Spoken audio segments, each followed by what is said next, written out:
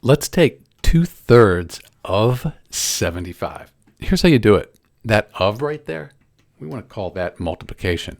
So we could say 2/3 times 75. Same thing as 2/3 of 75. I like to take that 75 there and call it 75 over 1. Because 75 divided by 1, it's still 75, but things line up nice.